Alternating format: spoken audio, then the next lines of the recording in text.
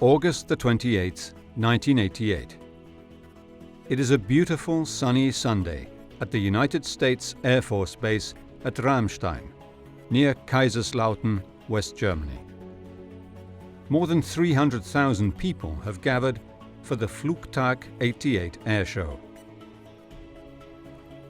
Just 4 minutes into the pierced heart maneuver by the Italian Air Force display team known as the Frecce Tricolori, 3 of the 10 Aermacchi MB339 Pan jets in the demonstration collide in mid-air in front of the stunned audience.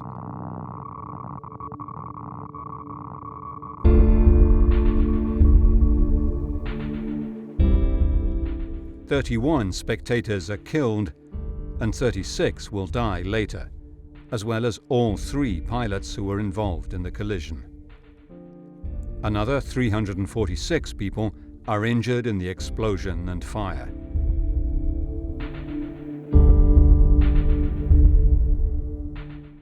Number 1 began turning towards me. I could see his bare arms as he had rolled up his sleeves and was wearing white gloves. He was wearing a white helmet. I remember thinking, if Mario ejects now, he'll hit me. We dismounted, got outside and started to triage and treat people where they lay. So it was chaos. I mean, there's no other word for it. To date, I have had about 20 operations, from laser treatment on the face, mouth widening, nose. In total, there were over 20 operations. In total, yes. Photographs and film that have never been seen before are finally shedding new light on the disaster, which still haunts the survivors more than 3 decades later.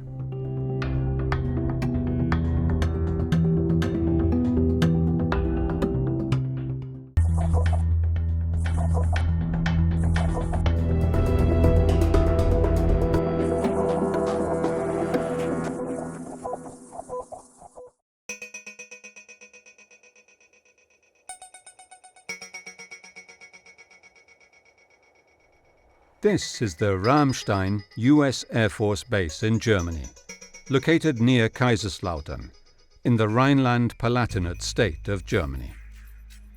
It is also the United States' largest airbase outside continental America.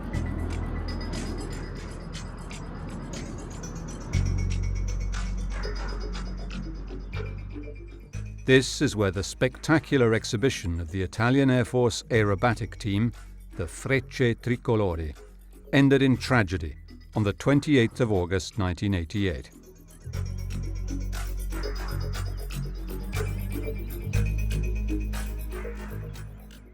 Wing Commander T.E. Martin was a young medical officer and was present. I was actually stationed at a medical aid station which was in the direct crowd central position, but somewhat further behind the crowd line. And I was there with my son, who was a first aider with St John's Cadets, the St John's Ambulance Cadets, and he was helping people out with small injuries and so on, bandaging. This is the area where the 300,000-strong crowd watched, parents pushing their children to the front to get a better view.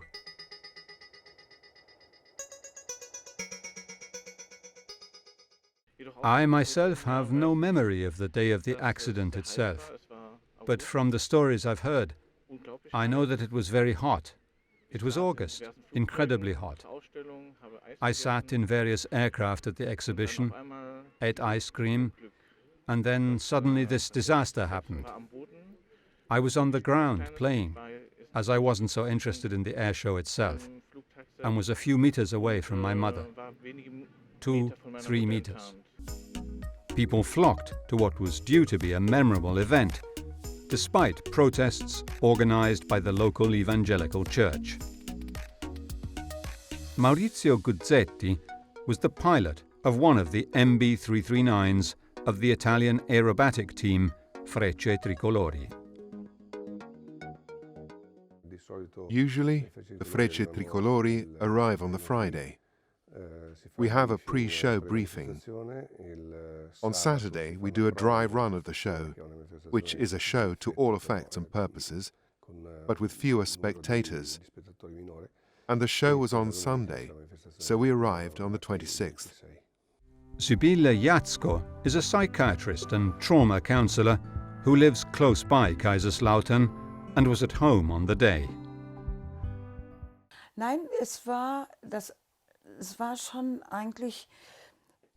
It was actually a bit mystical, if you like, because the Protestant church president had warned against going to this flight day event because something could happen and that it was simply dangerous, that one shouldn't take part in an event that revolved around war and was flaunting war equipment.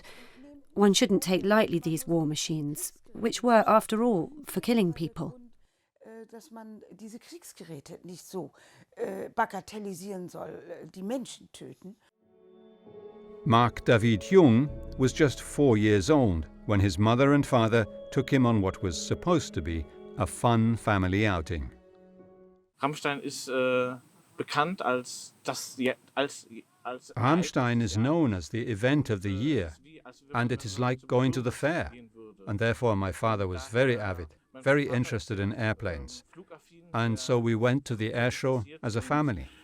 Daher haben wir die Flugschau besucht als Familie. I was glancing up at the sky, watching and listening to the Frecce Tricolori start their aerobatic display routine as the finale for the show, when all of a sudden, very close to the start of the whole display, there was a loud bang, which sounded like a huge pyrotechnic event, and my first instinct was, well, that sounds pretty phenomenal, and then realised, of course, that the complete silence afterwards, followed by almost like a mushroom cloud of debris and flame, meant that there was something dreadful going on.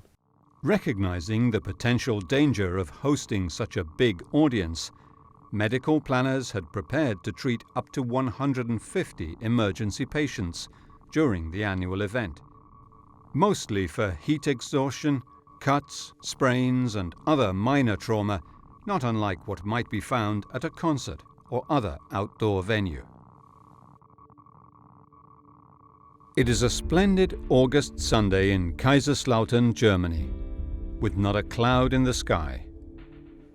The pilots of the Italian aerobatic team Frecce Tricolori of the 313th Wing Italian Air Force relax before their exhibition. At the head of the table is Lieutenant Colonel Ivo Nutarelli. The pilots are volunteers from fighter squadrons and are selected based on experience, skill and physical condition. Their aircraft is the MB339, one of the best trainers in the world. The 339 is a vintage like me.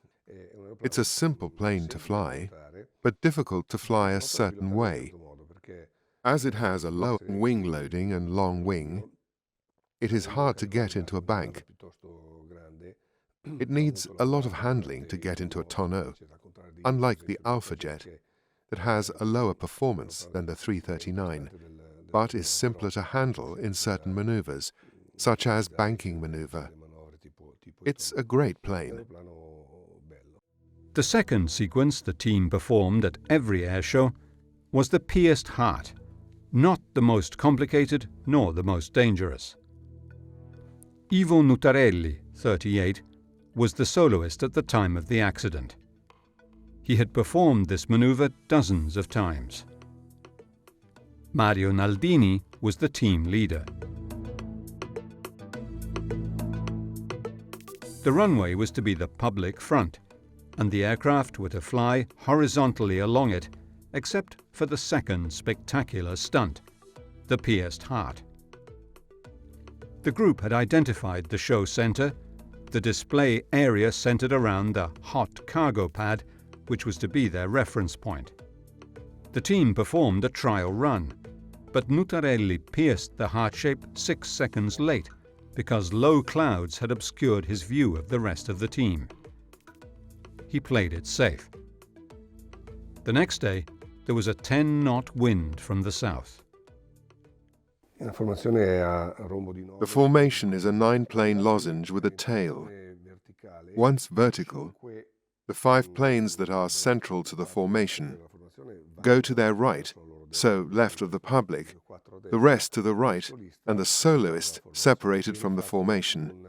2 leaves of a clover shape are formed, to use the technical term, and 2 formations cross, while the soloist theoretically should cross through after us, using the false perspective created by distance to create the illusion that he was close to the formation, while in fact he was far and well above the formation. At 3:40 p.m., the formation appears before the crowd, climbs, and splits into 3 groups. But Ivo Nutarelli's plane is too high. At the bottom of the loop, 4 planes fly in from the right and 5 from the left.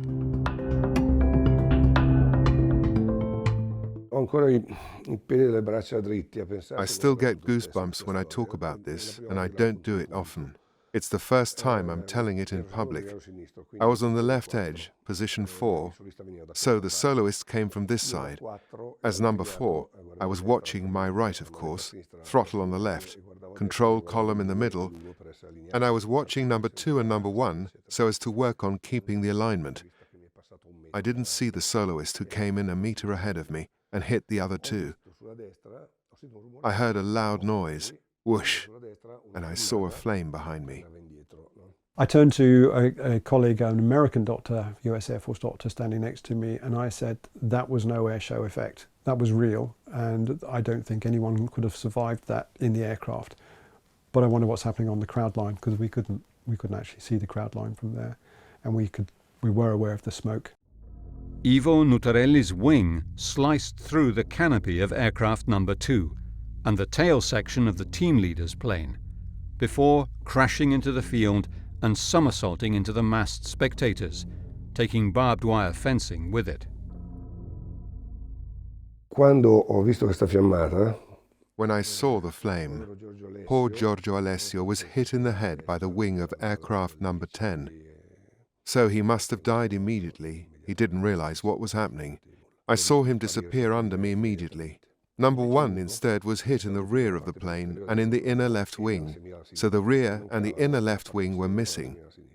Number 1 began turning towards me, and I could see his bare arms because he was wearing gloves and had rolled up his sleeves. I could see the white helmet, and I remember thinking, if Mario ejects now, he'll hit me. I pulled like crazy to get out of the way. I turned to my son, who was just standing close by, and I said, we need to go. I need you to stay here so I know where I can find you. Just stay where you are, stay put, I'll come back and collect you. And then myself, the US-American doctor that I was with at the time, and one other crew member climbed aboard a US Air Force ambulance, and we made our way to the scene. I cringed like this, like when you drop a glass. I heard a bang, and I saw the reflection of the flames on the canopy of the plane and understood that they were both there on the ground. Neither had ejected. I was ahead of everyone, and I hadn't realized that it was number 10 that had crashed into the formation. I still thought that it was one of the other group or a small plane passing over the airport. I had no idea. I called a check, a pony check. 1 and 2 didn't reply, and I'd seen them. Number 3, 5, 6, 7, 8, 9, and 10 didn't reply. 10, come in, 10, come in, and there was no reply. Then I understood. Unfortunately, we couldn't take the short route because of the throngs of crowd, people running away from the scene, and other people running towards the scene because they wanted to know what was going on. So we had to go around the crowd and go to the end of the runway and drive down the runway, and couldn't believe what we saw. Als am 28.08.1988 dieses Unglück geschah. So on August the 28th, 1988, when the accident happened, I first heard about it on the television. I watched it on television, so of course I was incredibly shocked and terrified. I was already concerned for the demonstrators who were against this Flugtag. When I saw it on TV, when I saw this fireball on TV, I knew that there weren't 7 deaths, that there would be more, a lot more. Es gibt keine 7 Tote, das werden mehr. The closer we got, the more injuries we saw, and effectively when we saw a significant group of injured people, we told the ambulance driver to stop, and we dismounted, got outside and started to triage and treat people where they lay. So it was chaos. I had them all come together and we went to Sembach. Of course, you can imagine what state of mind we were in, but under those circumstances you concentrate on not letting other tragedies happen. 3 and 5 who were to the right of the formation when the accident happened had damage to their planes. They had holes in their tailplanes and fuselage caused by the shrapnel of the accident.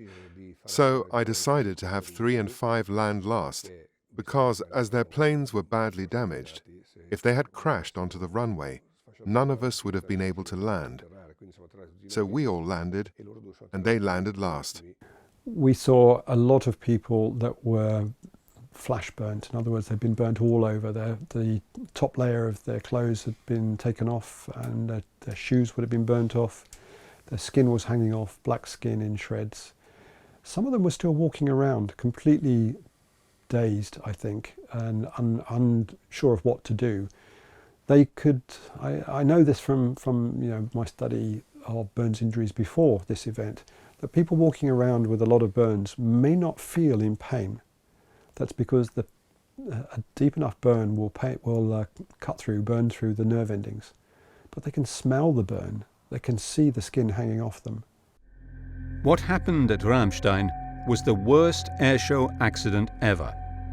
However, the mysteries surrounding another air crash 8 years before became woven into the narrative of what happened and why.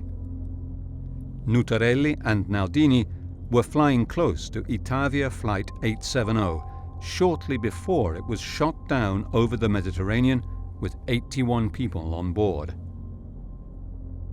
Giancarlo Nutarelli is Ivo Nutarelli's brother and believes his brother's plane was sabotaged at Ramstein to silence him. Mio fratello la sera del 27 giugno 1980 On the evening of the 27th of June 1980, he was in flight aboard an F-104, a TF-104 of the 20th Squadron of Grosseto. Co-pilot Mario Naldini. Pilota Mario Naldini, durante quell'ora di volo che hanno avuto.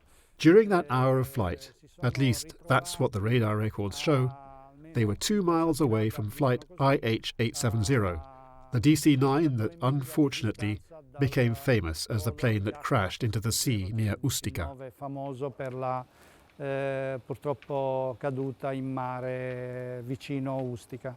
Captain Nutarelli, it would emerge, set in motion a national air defense alarm 3 times on the 27th of June 1980.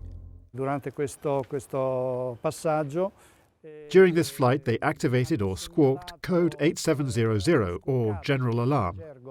Il codice 8700, che è il codice di emergenza generale, 10 minuti prima. After which, about 10 minutes before the DC-9 disappeared from the radar screens, the 2 F-104s were ordered to return to the Grosseto Air Force Base. Rientrare alla base di Grosseto.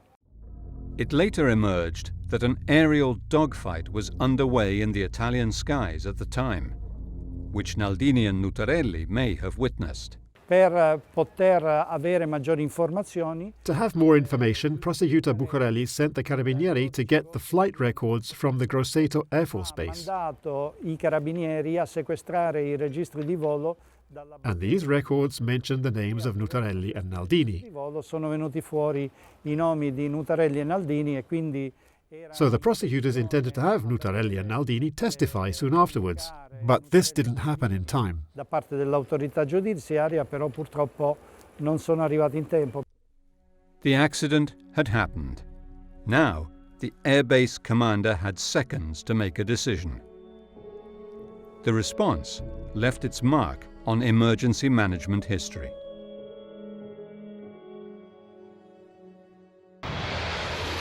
At 15:45 hours on the 28th of August 1988, 3 Italian Air Force training jets of the Frecce Tricolori aerobatic team crashed into the crowd watching one of the most important air shows in Europe on Ramstein Air Base. The airbase commander and his staff began to respond to the emergency. But the PA wires were cut as the aircraft that went through the crowd line took barbed wire and debris with it and sliced through. So there was really very little public information, and there was no information to us because there was nothing coming across our radio except for fire rescue chatter. The fireball from Nutarelli's disintegrating plane set concession stands and vehicles on fire.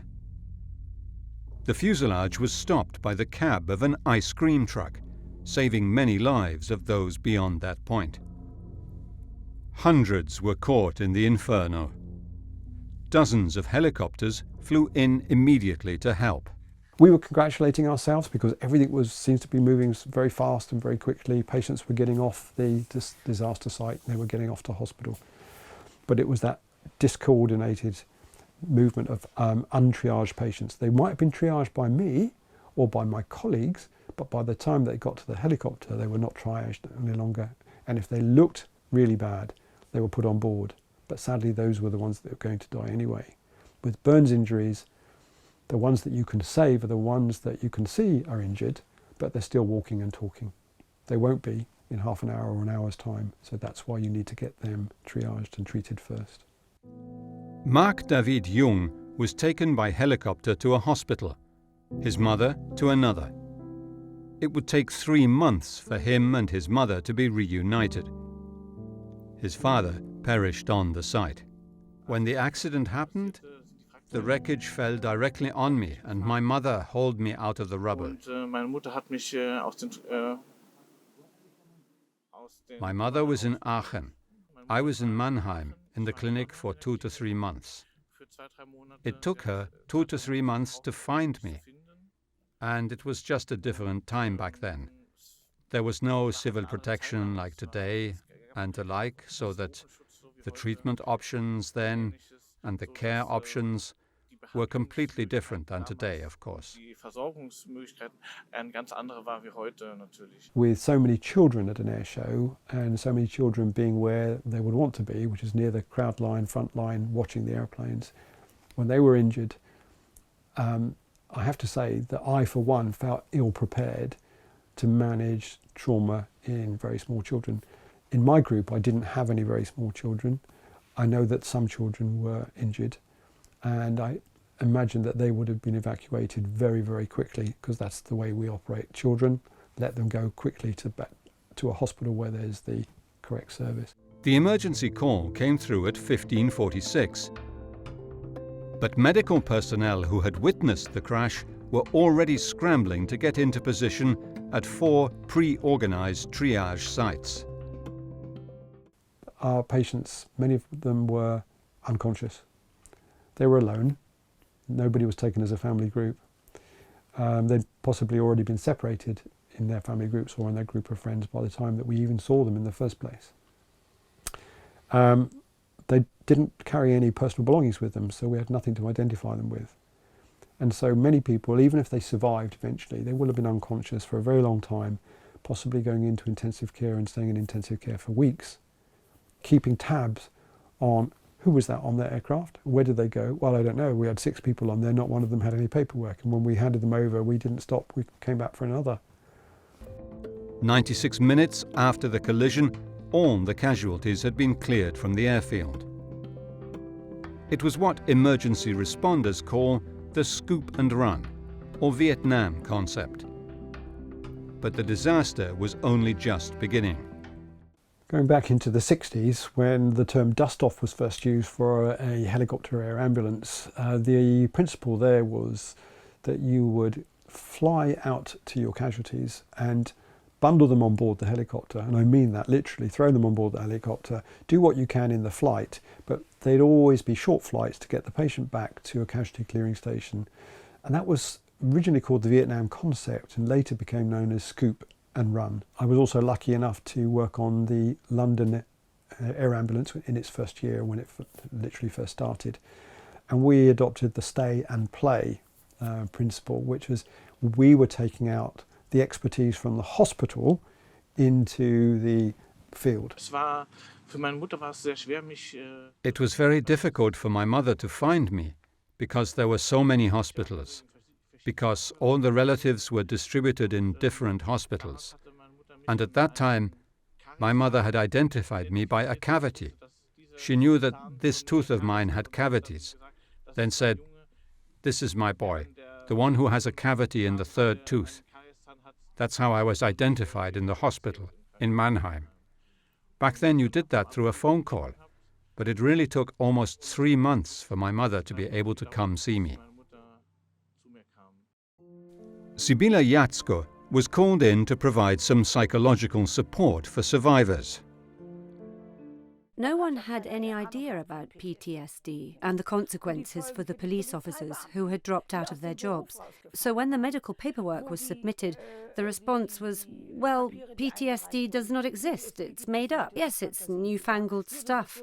We do not have any syndrome by that name. We don't have that. There's no such thing as PTSD. It simply was not considered one of the consequences of a qualified work-related accident. Yes, what happened to them was terrible, so that was a total battle. The day after the accident, the catastrophe, the whole assembly of doctors, nurses and paramedics that were actually part of the US Air Force 316 Division Squadron, Medical Squadron's cadre of people that were attending at the time of the incident, they were brought into the gymnasium of the base and addressed by the base commander initially, followed by a psychiatrist, who told us all a bit more about PTSD, what to expect in ourselves, how that would affect our work, our performance, our sleep, our relationships with our families.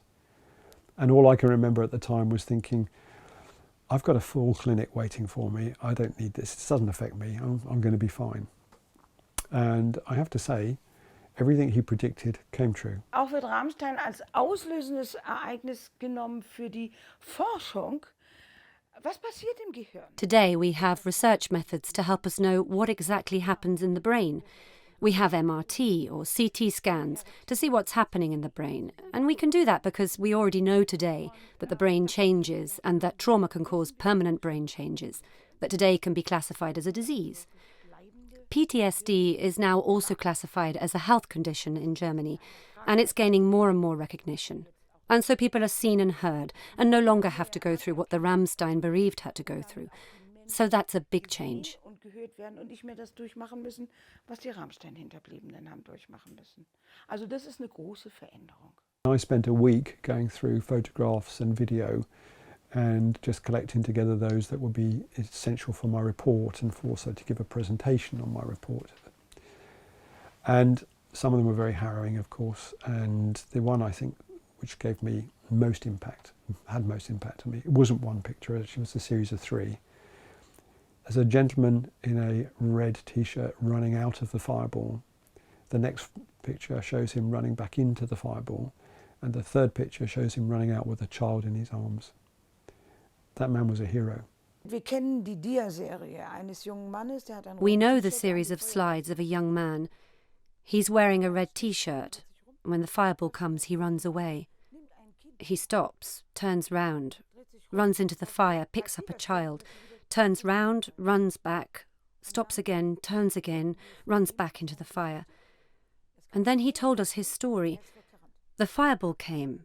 He ran away and then thought, oh God, my child is still lying there. It suddenly occurred to him.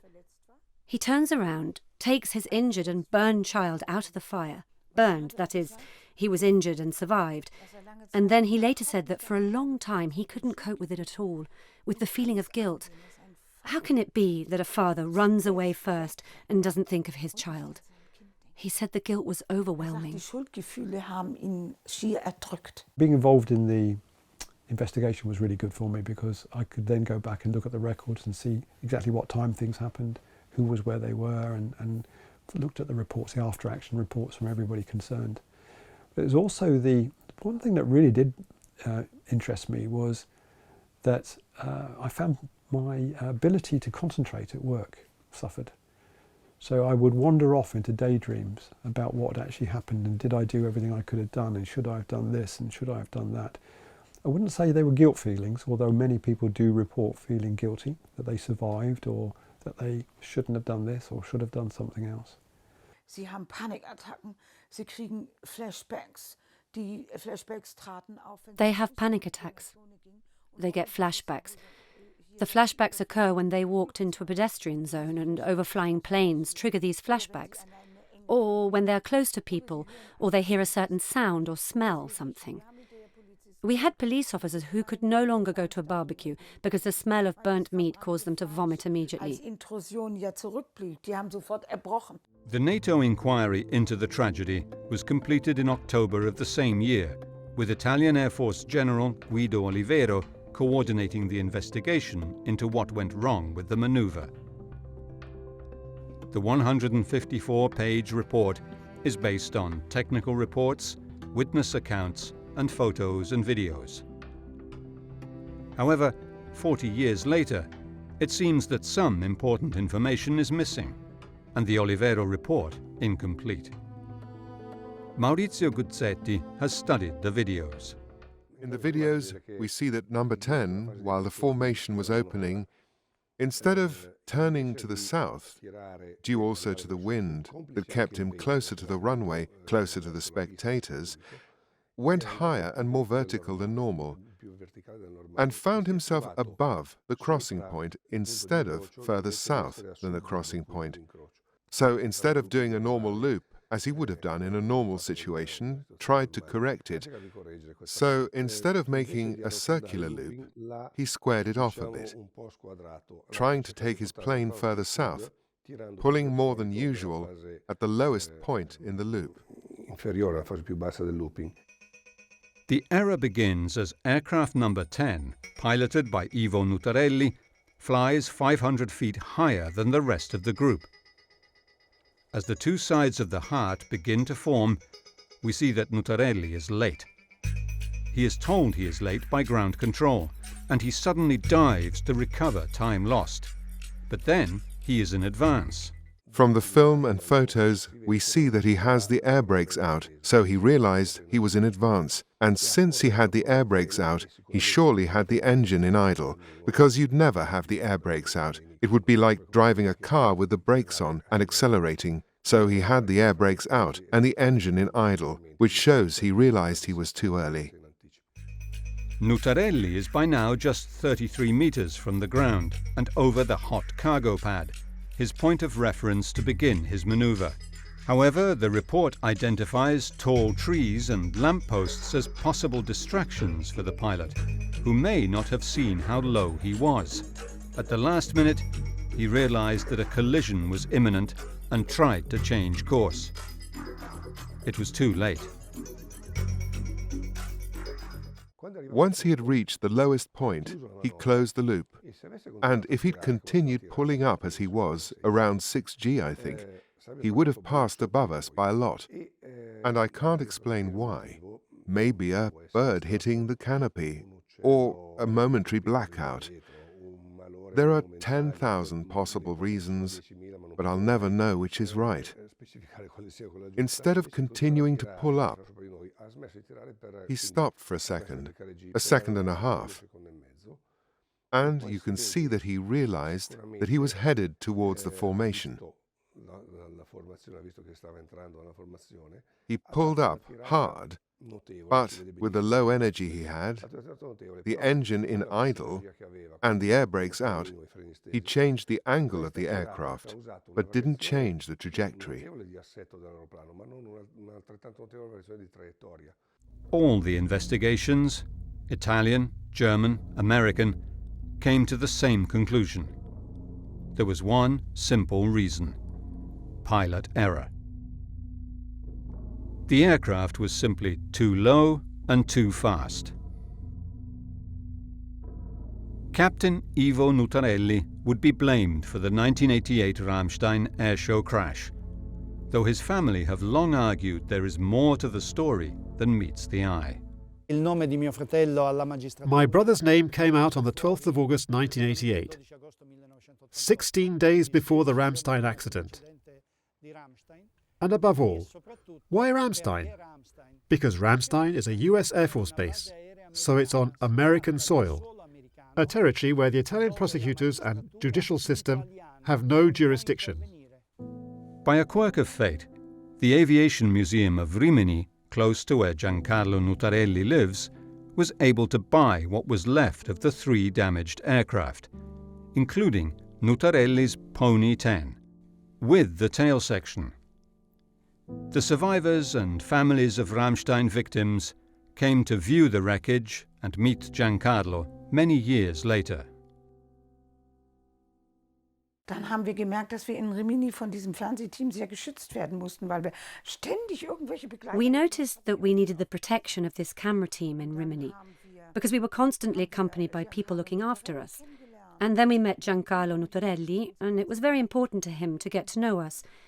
So we noticed that this poor man was under so much pressure, and he also said that he was threatened. But why is he being threatened? What is the reason for this? Something was not right. When the gates and doors are open to the imagination, when something is not quite right, people will claim that there is something wrong. There was this connection between the 2 events, and then fantasies emerged. But there was no evidence. We wanted to clear up this fantasy. When I hear talk about the ties between the Ustica incident and the fact that Nutarelli and Naldini were in flight on the evening of the Ustica accident, and that they were killed for this reason, that their planes were sabotaged, that the altimeter was sabotaged even, this is ridiculous. But it makes me angry that information is manipulated like this. I repeat, the altimeter could not have had any part to play in this tragedy. Io voglio che mio fratello venga riabilitato, voglio che venga detto chiaramente che I want my brother's name to be restored. I want it to be made clear that my brother was not the cause of the Ramstein massacre, as I call it, but a victim, a man who lost his life for his country, because someone didn't know how to manage the Ustica case, so created the Ramstein e di case. conseguenza ha creato il caso Ramstein. 1 year later, the total number who had died at Ramstein was established at 70, 31 of whom died at the scene.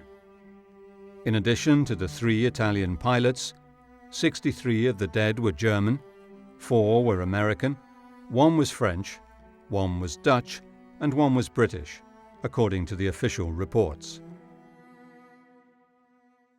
It's still hard for me to talk about it, but the worst moment was returning to the base that evening and seeing a truck with a tarpaulin over it and the head of a child protruding out of the sheet. I still can't come to terms with it. The next day we left to return to Italy, and going by the car park, it was terrible to see this enormous car park with cars still parked randomly, cars owned by people who would not be going home.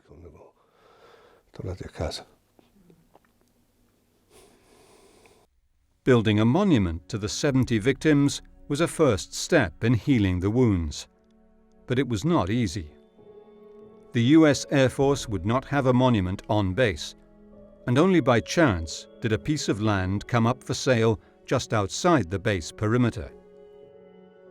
Just off a parking lot before the base entrance, the monument stands hidden in the woodland and ferns on land the Victims Association bought privately. It is modest and hard to find, but represented the first step in the healing process for the survivors and victims' family members.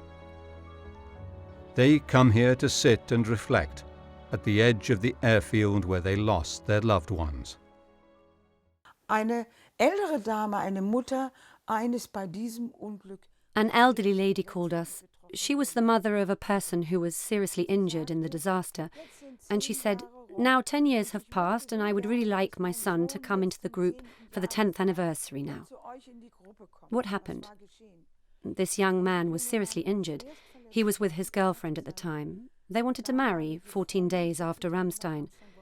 Well, he lost her and also their 8-month-old baby. He'd seen it all and then survived with severe injuries.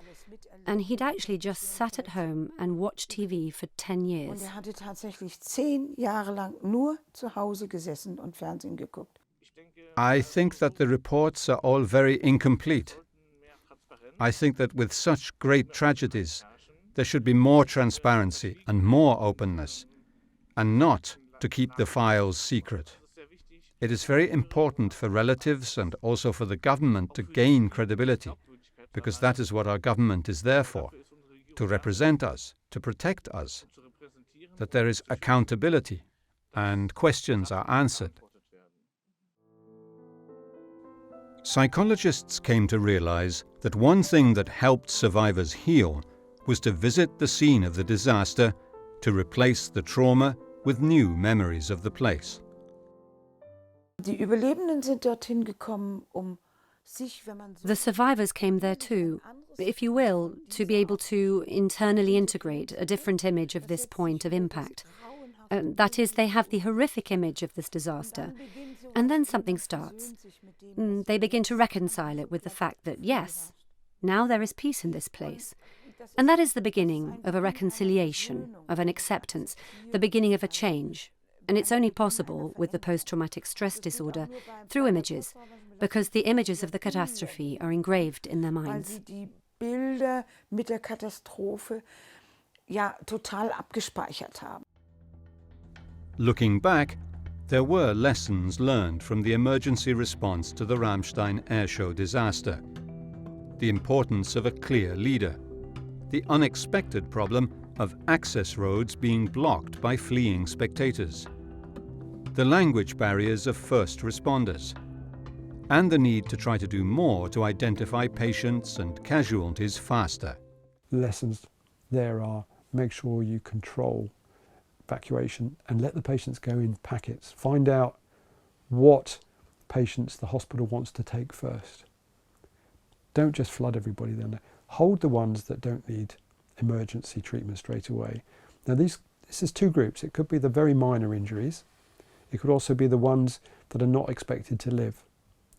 If you can just keep those behind and give them good pain relief, tender loving care, make them comfortable, and if they survive until all the other ones which have to go, then they can be moved.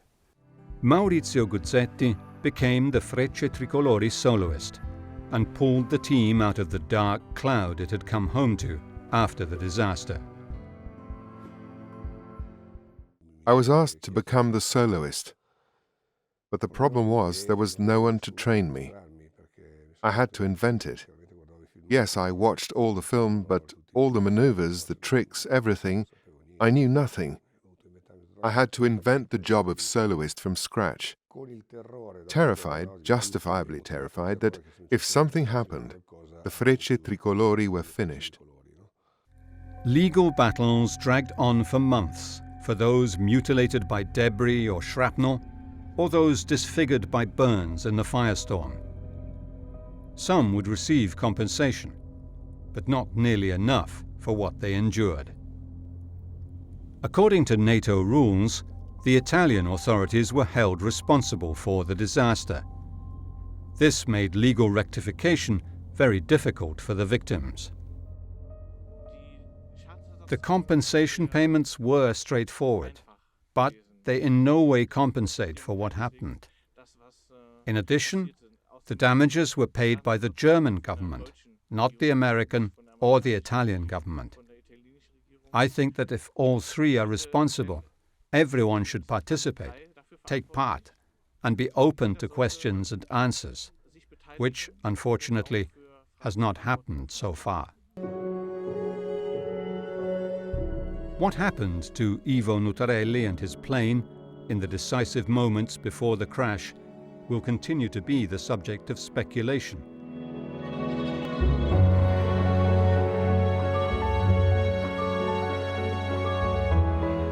An inexplicable error, an immense tragedy, and decades of fruitless suspicion still haunt the crash. Though the Frecce Tricolori have regained admiration in Italy and abroad, a painful chapter in the team's past remains obscure behind a veil of institutional silence.